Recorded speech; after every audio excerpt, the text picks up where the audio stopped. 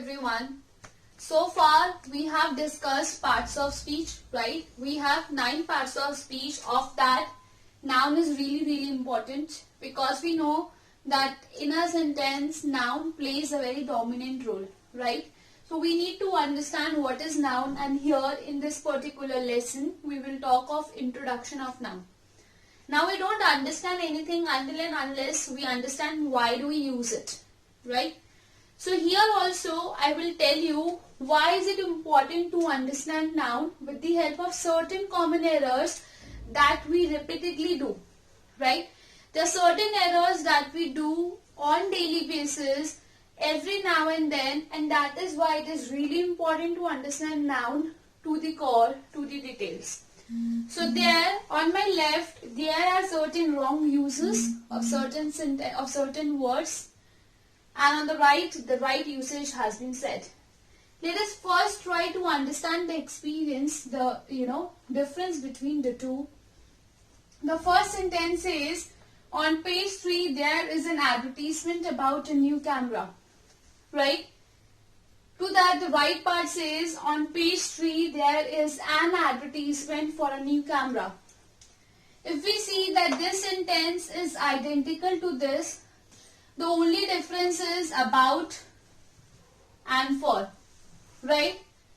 That is, something is this word advertisement that this doesn't agree with about, rather we use advertisement for something, right? So common expression that is used wrong most of the time, that we can see here. Advertisement is a noun and it takes for rather than about. So when we are writing a sentence like this, it is wrong because of this preposition that we have used here. Let us look at the second sentence. The second sentence says, my headmaster gave me a good advice on choosing a career, right? Towards the right, we can see, my headmaster gave me some good advice on choosing a career. Similarly, we see that second sentence is very identical to this. The only difference is a good advice and some good advice, right? Advice, salah, suggestion, right? Now that cannot be counted. That is uncountable noun. And then we use a or an, that means one, single. Quantity has been said. But something which cannot be counted, that we can indicate for that particular word, we can indicate the quantity but not the number. A or an, a person, right, an umbrella. So here a is indicating the number, that is 1. On the other hand, some good advice, when we'll study adjectives, we'll get to know that some is a word which indicates what? Quantity. It's a quantifier, while here a is indicating number. So advice do not take what? Advice doesn't take what? A or an. Rather we can use quantifiers with that. So another common error that is committed. Let us look at the third sentence. I would like your advice for how to keep fit.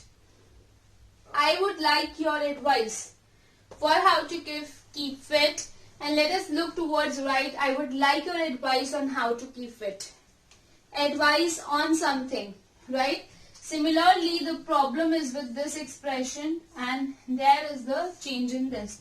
So we would be studying the actual usage, but first let us understand the errors that we commit, right? The fourth sentence says, he advised me to start looking for another job. Now let us do something. Let us see what is the difference between this advice and this advised. We know for one reason that we cannot add ed to a noun. Noun is a naming word, as we all know. That word which is capable of naming things, right? I want your what advice? Something is talked of. My headmaster gave me what advice? But when I say he advised, he did what? He advised. Action is being talked of. Here, the subject is what? He. And instead of noun, we have used here pronoun. So definitely this advised is not noun over here, rather it is a verb. So we need to understand advice as noun and advice as verb. He advised me to start looking for another job. The correct usage is he advised me to start looking for another job. The beauty is in this CE and SE. Practice with C is a noun. Practice with S is a verb. For example, when I say practice makes a man perfect. What makes a man perfect? Practice. C. Noun. Why? Because what makes a man perfect? Practice is talked of here.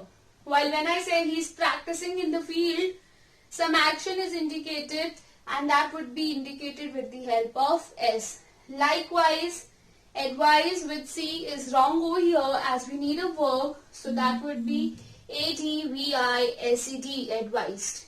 Right? So another error that we happen to commit every now and then. Then we see the fifth sentence. He describes some of the harmful effects of smoking. Now it says he describes some of the harmful effects of smoking. First, let us see that towards the right side, he describes some of the harmful effects of smoking. When I say effect is mostly used as verb and effect is result. So when we talk of result, it should be with E. So we would be understanding the rule behind all these five uses that I have discussed here, how to use them properly without making any errors. Are the rules for the right usage of the expressions that we have discussed. So right now we saw something about the error that we commit with on the usage of words like advertisement, advise, effect and effect. So let us see how to use them. What is the right usage? When we talk of advertisement for something is used, right? In that sentence, in the first sentence we had used about. Advertisement about something is wrong. Moving further, advise, right? Advise is uncountable noun which cannot be counted. So first thing, like I told you, something which cannot be counted, so we cannot give number to it. 1, 2, 3. 1 milk, 2 milk cannot be said. So we cannot use a or and with it. Second is advise on or about how to do something, right? Advise for is wrong use. So therefore we can use on or about how to do something. And third thing, advise with C is used as noun. Advise with S is verb. Advising, advised, there we have to use advise with S. And coming to third, effect and effect. The difference that we need to understand, that effect is noun and effect is verb.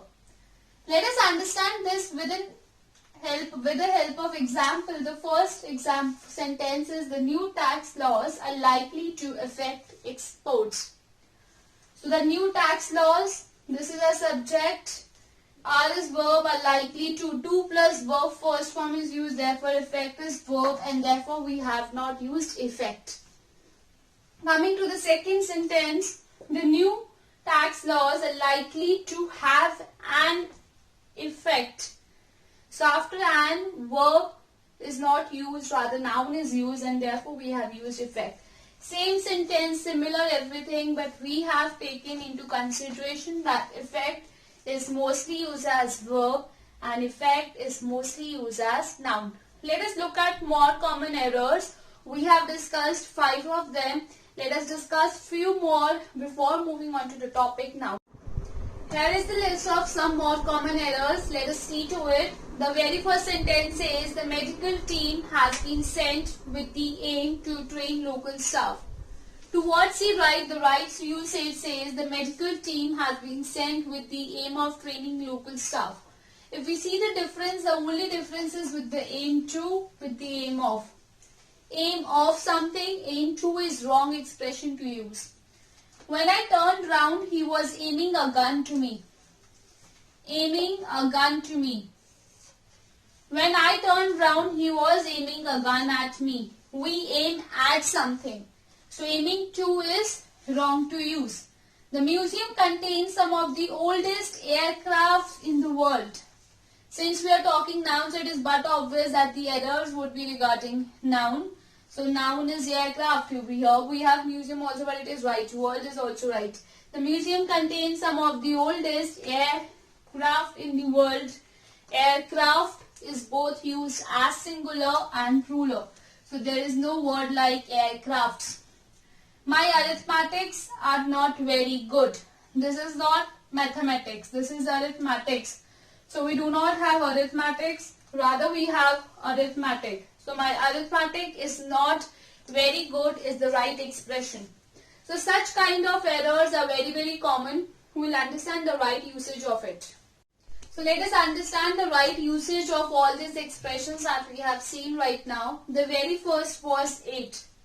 Now let us first understand what is the meaning of 8. 8 means money, equipment or food. Right now, Corona victims are provided aid in the form of money, equipment, food, anything. So first of all, we should understand that it is uncountable noun. So two things from uncountable noun that cannot be counted. When it cannot be counted, that means its plural form cannot be formed. So 8 is no word, right? With the aim of doing something, with an aim of weapon at something or someone. So we need to understand that we have the aim of doing something. So we use aim of, right? Not at there, but aim a weapon. When we aim a weapon, so we aim at someone or something, not to or towards. So that is the right expression to use. Second one, aircraft. Aircraft has the same plural form as singular. That means one aircraft, two aircraft. There is no word called aircrafts. And third thing, arithmetic. Arithmetic is again uncountable noun. Similar logic, if it is uncountable, its plural form cannot be formed. So we do not have a word called arithmetics. Now if it is uncountable noun, it will take singular verb. Now you might be thinking, what is uncountable noun? Right? What is countable noun? Right? What is the plural form? So we would all be studying that in noun introduction, wherein we would be studying the classification of noun. Right? Please tune in for the further lesson and please consider subscribing. Thank you.